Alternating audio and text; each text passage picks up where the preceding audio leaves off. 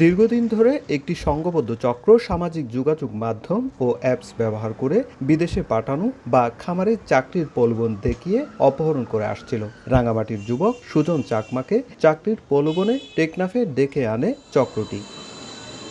গত ৩০ আগস্ট টেকনাফের শাপলা চত্বর থেকে সুজন চাকমাকে অটোরিকশায় তুলে নিয়ে যায়। পরদিন তার পরিবারের কাছে ৬ লাখ টাকা মুক্তিপণ দাবি করা হয়। এক পর্যায়ে নির্যাতনে তার শারীরিক অবস্থা গুরুতর হলে ৩১ আগস্ট রাতেই তাকে মুমূর্ষু অবস্থায় ফেলে রেখে পালিয়ে যায় অপহরণকারীরা। শেষ পর্যন্ত পরদিন ভোরে মৃত্যু হয় সুজন চাকমার।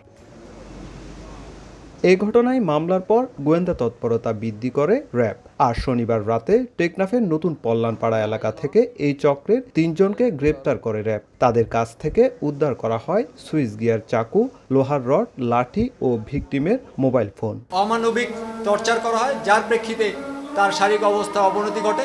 যখন দেখেছে যে তার শারীরিক অবস্থা অবনতি ঘটছে, তখনই তাকে টেকনাফে আপনার পৌরসভার সেই শাপলা চত্বরে ফেলে রেখে যায়। রোববার সন্ধ্যায় সংবাদ সম্মেলনে র্যাব জানায়, গ্রেপ্তারকৃতরা প্রাথমিক জিজ্ঞাসাবাদে অপহরণ চক্রের সঙ্গে জড়িত থাকার কথা স্বীকার করেছে। আর এই চক্রের মূল হোতা আয়াতুল্লাহ সহ অন্যান্যদের ধরতে অভিযান চলছে। মূল হোতা আয়াতুল্লাহকে আমরা ধরার জন্য আমাদের গোয়েন্দা নজরদারি সক্রিয় আছে। আমরা চেষ্টা করছি যে ওকে খুব দ্রুতই আটক করব। টেকনাফের সংঘবদ্ধ অপহরণ চক্রের এমন নির্মম কর্মকাণ্ড থামাতে আইনশৃঙ্খলা বাহিনীর নজরদারি ও জনসচেতনতা বাড়ানোর তাগিদ দিচ্ছেন বিশ্লেষকরা। সুজাউদ্দিন রুবেল, সময় সংবাদ, কক্সবাজার।